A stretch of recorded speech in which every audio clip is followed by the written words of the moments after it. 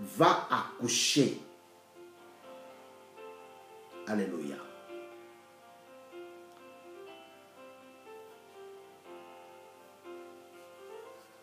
La Bible, c'est la parole de Dieu. Ici, Dieu parle, Dieu promet quelque chose. Que cette famille, ce couple attendait depuis des années. Comme il te promet aujourd'hui. Ni Sarah, ni Abraham, personne n'avait plus l'idée d'avoir un fils. Mais Dieu les avait promis. Abraham, tu seras le père de multitudes.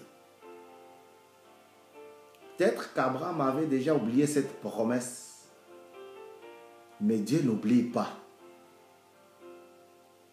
Peut-être que toi, tu traverses des moments très difficiles. Des moments de calomnie. Des moments de sorcellerie. Des moments de magie. Des moments de chômage. De stérilité. De célibat. Dieu n'a pas oublié ton problème. Il vient au moment opportun. Parce qu'il est souverain. Comme il était venu dans la vie de ce couple, sans les prévenir,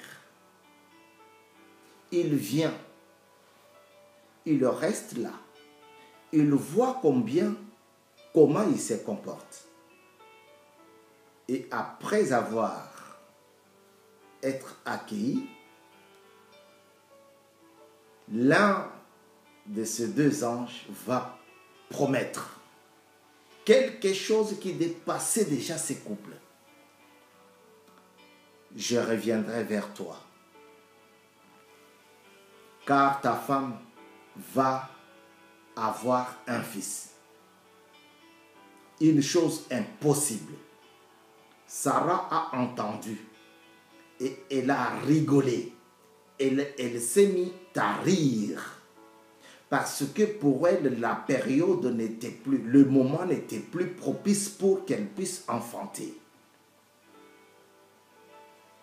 Sarah n'est plus là aujourd'hui. C'est toi qui es là. Peut-être tu vois que la maladie t'a rongé.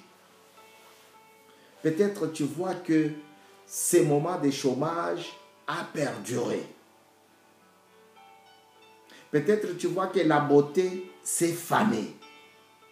Personne ne pourra encore m'appeler. Personne ne pourra encore me proposer le mariage. Je dois aller voir les magiciens. Je dois aller consulter les marabouts. Je dois aller pour que ma beauté revienne et quelqu'un me propose un mariage. Dieu ne t'a pas oublié. Arrête d'aller consulter les magiciens. Arrête d'aller consulter les marabouts. Parce que Dieu ne t'a pas oublié. Ce qu'il t'avait promis, ça va se réaliser. Même pour qu'il t'envoie les anges, il le fera. Il est souverain. Où est ta femme? Ma femme est là-bas. Dans la tente. Dans cette tente, on ne sait pas ce qu'elle faisait. Mais elle a entendu la promesse de Dieu. Et elle s'est mise à rire.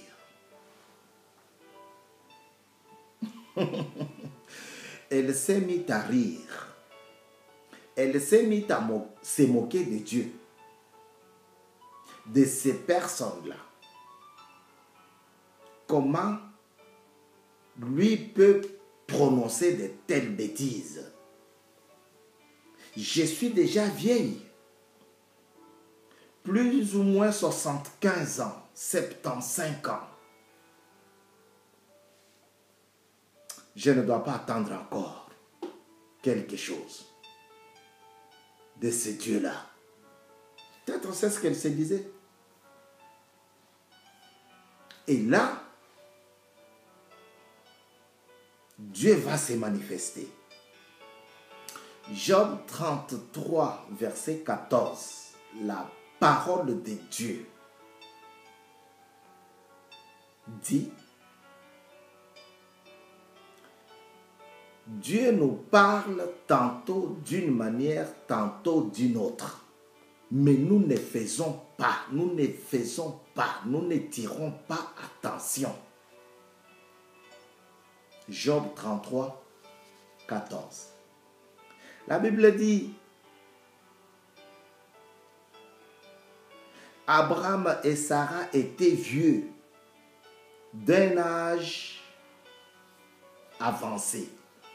Et Sarah ne pouvait plus espérer avoir des enfants.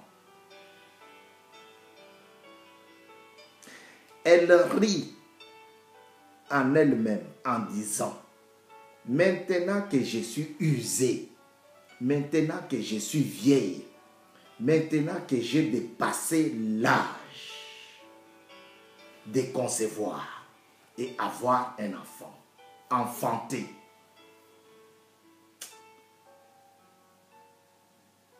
L'Éternel dit à Abraham, pourquoi donc Sarah a-t-elle ri en se disant, est-ce que vraiment j'aurai un enfant? Beaucoup de gens se sont plongés dans l'alcool parce que ils se sont dit, ou il s'est dit, est-ce que je peux retrouver encore mon travail? Est-ce que je peux devenir encore riche? Est-ce que je peux me développer? Mais Dieu te dit, il reviendra. La prochaine fois, et tu vas enfanter. Sans sentir la douleur de l'enfantement. Sans faire des prières d'incantation.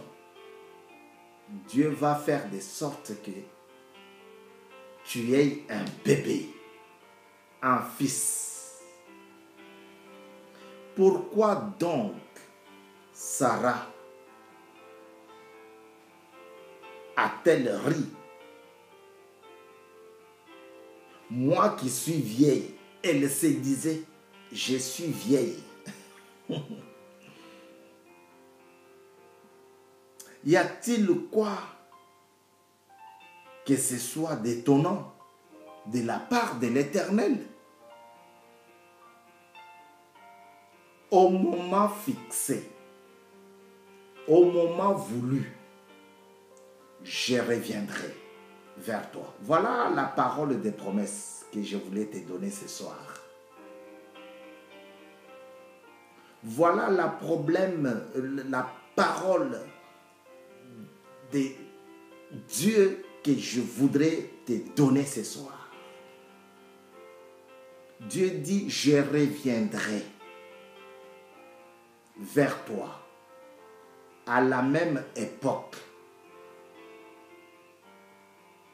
et tu auras un fils. Comme elle le disait à Sarah. Sarah qui était déjà déclassée, même aux alentours de ceux qui étaient auprès d'elle, ses voisines, ses voisins, son entourage, sa famille, et Dieu va se manifester. Il dit à Sarah, je ne veux pas que tu t'inquiètes, moi-même Dieu, je reviendrai. Ce n'est pas moi Dieu, c'est Dieu qui parle à Sarah. Parce que tu as rigolé, parce que tu n'as pas compris que je parle tantôt d'une manière, tantôt d'une autre. Parce que tu n'as pas compris que je suis le Dieu vrai et réel. Les seigneurs qui changent de statut. Les dieux qui appellent à l'existence ce qui n'a pas existé comme si ça existait déjà.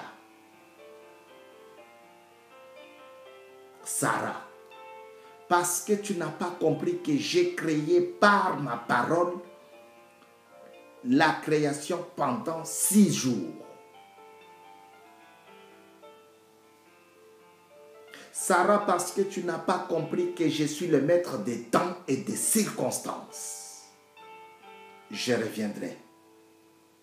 Pas pour rigoler avec toi, mais pour te montrer que je suis un Dieu qui promet et qui réalise. À la même époque, tu vas transporter un bébé. Bien-aimé, la douleur de l'enfantement qu'évoque Paul dans ses épîtres. Sarah n'a pas connu.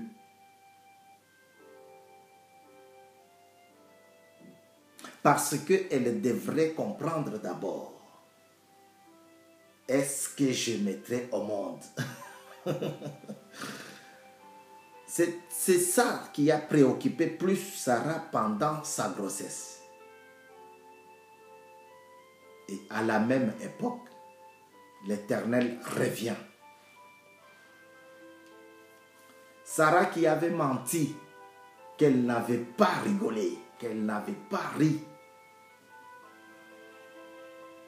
Elle a eu peur.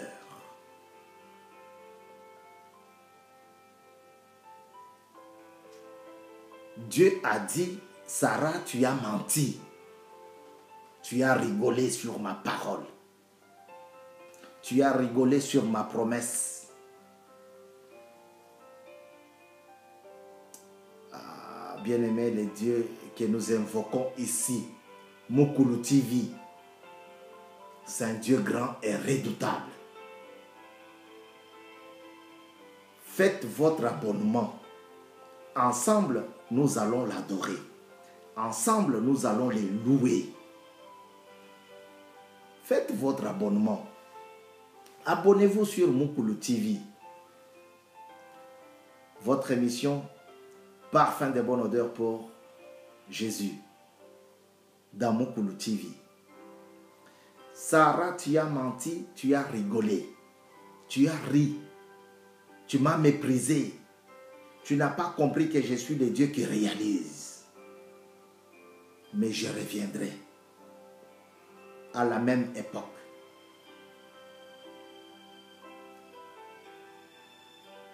Dieu nous parle tantôt d'une manière, tantôt d'une autre. Ce sont nous, les humains, les hommes. Nous ne faisons jamais attention. Sarah n'a pas pris le temps de digérer, de consommer la parole, la promesse de Dieu. Sarah a eu le temps de rigoler. Bien-aimé, peut-être que toi aussi, tu as déjà rigolé à la promesse de Dieu. Dieu te demande de prendre conscience, de ne pas mentir, de se donner à lui et attendre. Comme il dit à Habakkuk, Habakkuk, garde, écris, garde ma parole, écris-la et attends la réalisation. Tu veux que Dieu réalise ce qu'il t'a promis? Garde la parole de Dieu. Que le Seigneur soit loué pour tout ce qu'il fait, pour tout ce qui le rend capable dans ta vie. Dieu est là. Garde la parole et il va te bénir. Nous sommes à la fin de notre exhortation. 8e enseignement, 8e leçon, 8e exhortation pour la gloire du Seigneur. Votre serviteur Kasongo Badia Bavon. Ensemble, nous allons les louer. Ensemble, nous allons l'adorer. Faites votre